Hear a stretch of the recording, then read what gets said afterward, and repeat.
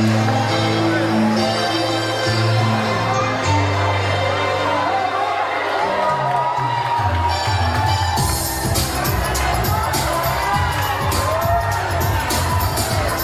may asim pa. Paupo kayo, paupo kayo. Magandang gabi sa inyong lahat. Una, maraming salamat kay John. Che, thank you at sampu ng lahat ng chairman ng Zona 80. Palakpakan natin sila.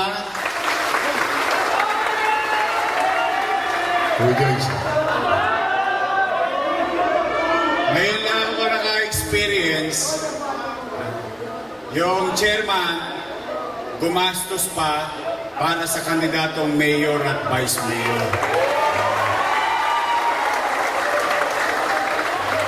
Bihira yun.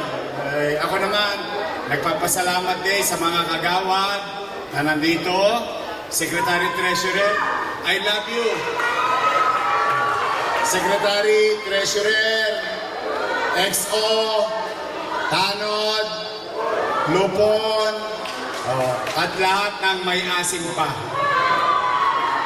Sa mga minamahal kong mga lolo't lola, I love you. Alam nyo, ito sa mga hindi pa senior citizen, yung mga matatanda, talagang pinilit ko na iparamdam sa kanila ang pagmamahal, paglingon, at pagkalinga ng pamahalang lungsod ng Maynila sa panahon ko. Doon man lamang masuklian yung lahat ng hirap sa buhay na kahit na konti na lang ang birthday nila, maramdaman nila nagkaroon ng gobyernong mahal sila sa lungsod ng Maynila. In fact, marami itong mga nagdaang linggo, 2 buwan na mahigit, simula nung pumasok ang Enero, tuwing nakikita ko na matanda, hinahanapan ako ng birthday cake. Wala na daw yung cake nyo.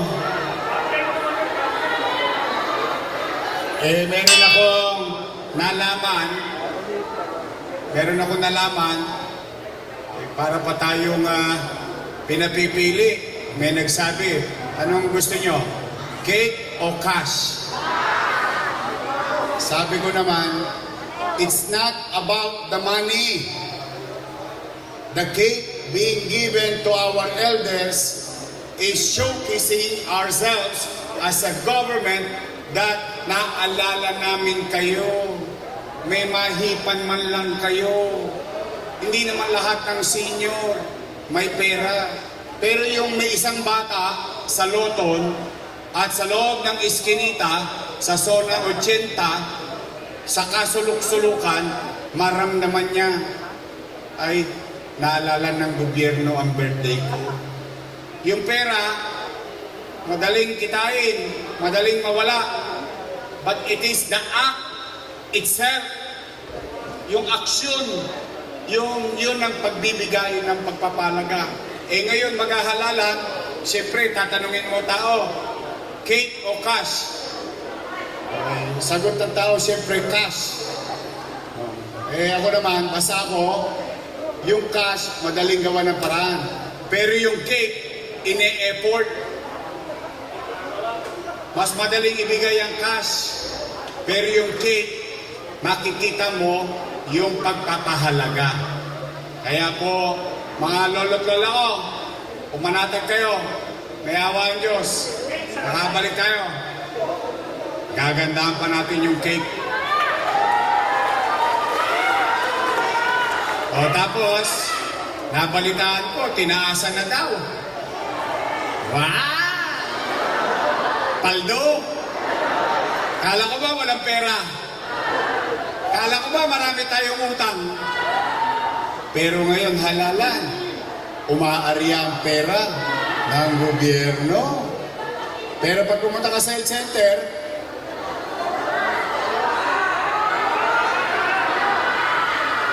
Tama ba? Nakikita niyo yung logic? Talagang ginagamit nila yung salapi bilang isang uri na para kalawitin ang mamamayan. Eh, sagot naman ng mga ibang matanda, mga senior citizen, hindi mo kami matutulong, guys. Lam-anadis. Gusto nyo palang gawing 1,000, sana nung pag-upo nyo pa lang, ginawa nyo ng 1,000. Tama ba? Samantalang, yung ipinagpapakasakit, yung sakit ng loob ng isang matanda dahil hindi na siya botante, hindi na siya binigyan ng pensyon. Yung may sakit, hindi na rin binigyan ng pensyon. Pero ngayon, naku Diyos ko, kaya kayo, ako naman, panatag naman ang loob ko. Panatag naman ang loob ko. Pa-picture tayo mamaya. Tabi mo din sa gidli. Hawakan eh. Panatag naman ang loob ko dahil ang taga Maynila, matatalino. O basta, pag nagbigay, sayang din yun. Laman tiyan din yun. Pero ako naman, ipagpapaalala ko lang sa inyo. Hanggang ngayon, pwede pa. Hanggang bukas, pwede pa. Hanggang 27, pwede pa. Pero pag 28, ang payo ko sa inyo, help us. Stay vigilant. Kapag may mga kandidato, nag-aabot na ng tsape,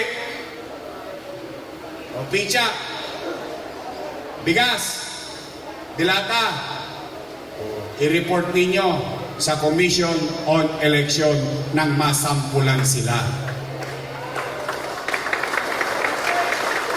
Ibalik ninyo, huwag niyong ibigay. Kunin niyo yung dignidad ng pagiging batang Maynila. Maaari kakailanganin natin ang salapi. Wala namang tatanggi. Sino ayaw ng pera rito? Taas ang kamay. Kita nyo? Sinong gusto ng pera? Kasi kailangan. Tama, mali? O ngayon, tanggap lang ng tanggap. Pero pagdating ng 28, 29, at 30, hanggang sa dulo, tulungan nyo kami. Kami susunod. Susunod kami sa tagubilin at alituntunin ng Commission on Election. Kasi napapansin ko ang mga politiko namimihasa na ipinagkakalandakan yung pera ng taong bayan ginagamit sa halalan. Nung araw, kinukubli yan eh. Nagkakanyanggahan pa na nga nung araw, balot-balot, simple. Ngayon, ano na? Lantara na. Napanood ko yung isang video, pero hindi sa syudad natin to. Tuwan-tuwa ako doon sa isang matanda. Tumayo siya. Ginagawa nyo kaming timawa eh. Hindi naman namin kailangan ng pera. Gusto namin mapakinggan kung ano ang gagawin ninyo sa amin. Nagulat ako. Sa kalagitnaan ng pamiting. So sa atin, kung nagawa yun sa ibang bayan, tingin ko naman, kaya rin gawin yun sa lungsod ng Maynila. Basta umasa kayo, may awa ang Diyos. Siguro naman, hindi ko na kailangan mangako dito ng aking mga gagawin. Kumbaga sa Dibilindaso, lumabas tayo. May prueba na. Basta ito ha. Una, yung mga nasimulan ko, pabahay. Nakita nyo dyan sa yung Pedro Hill Residence.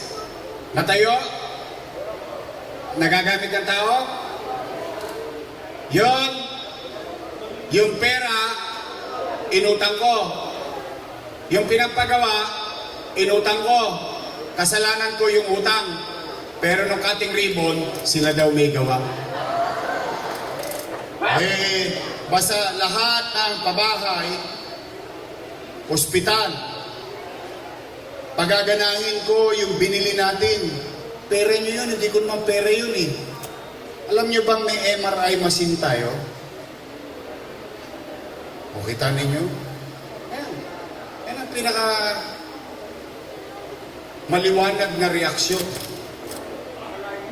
Yung wala kayong ka-idea-idea, meron tayong MRI machine, may CT scan machine, 4D, yung ultrasound, hindi 3D, 4D, yung ating sa mga babae, yung mammogram. Kasi pag umidad tasikwent ka na pataas, kailangan regular ka na nag-mammogram. Lahat yun, nasa ospital lang Maynila. Ano doon? Hindi po pwedeng ikubli. Binili yun ng pera ninyo eh. So anong punto ko? Pagaganahin ko yun. Papatakbuhin natin na mapakinabangan ng tao. So, pabahay, eskwelahan, ospital, trabaho. Yung apat o what you call minimum basic needs. Katabi nun, anay ko, mga tatay ko, ate, kuya, mga batang Maynila na nakikinig dito, pumanatag kayo. Sa awa ng Diyos, sa tulong ninyo nakabalik tayo. Lilinisin ko ulit ang lungsod ng Maynila.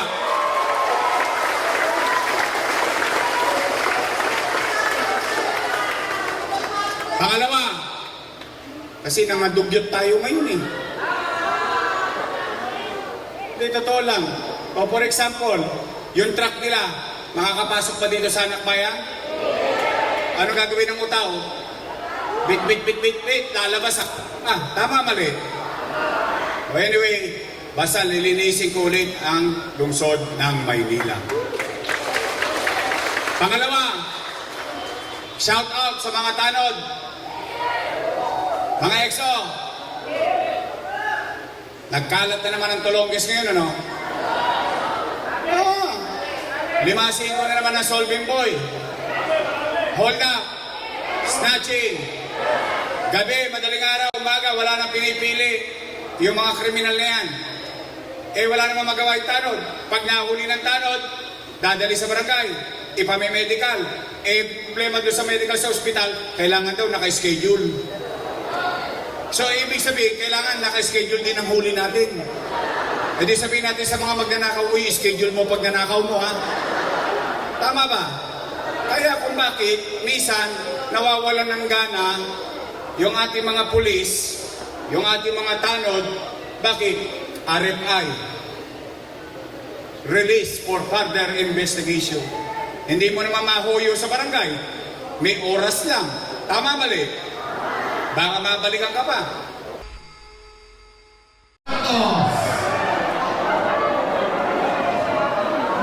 737, so 80. Jose Cañaria, ano? Jose Cañaria,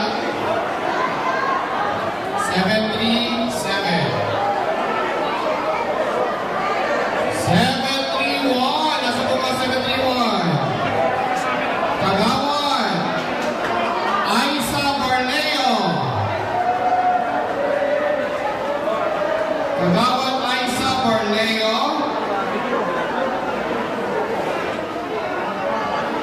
738. Kagawan Emi Abuda. Yes, Kagawan nasa ano pa. Next, ito na. Pinakamalungkot. Pwede ko ba mag-nabit sa mga Sherman? Kasi malungkot sila sa plant iron. Baka pwede natin lagyan na ng 2 million plant iron. Gusto niyo po ba yun? Pero makayanan na kasi kay Sherman pa eh. Ito muna tayo. Kasi malungkot sila sa plant iron, wala mo pang bili ng gabi. Wala silang pagpasantse.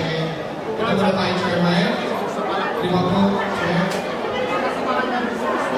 17. Punta yata ka na Vandenberg. Kailangan meetings na.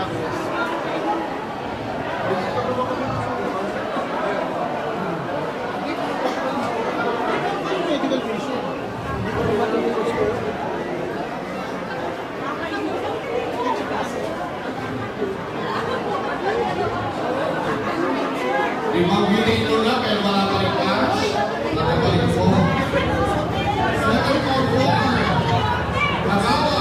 Barberita Santiago. 732. Elma Thomas. Lupon. 788. Martin Santiago. Anos. 736. Anon. Teresita Ocampo. Pag nagpa-picture ako dyan, papasok ko. 739. Sorry, Papa. Mildred Santos.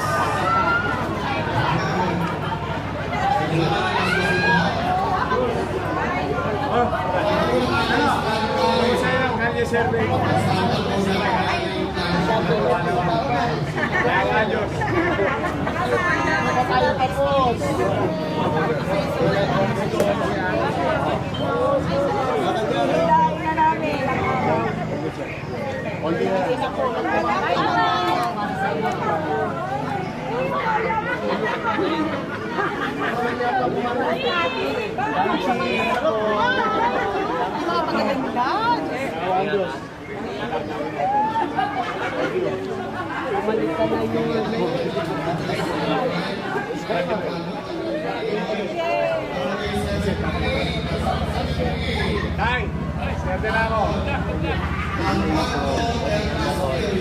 Ingat po po.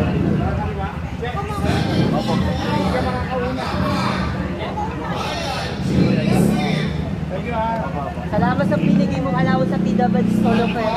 Galing ako.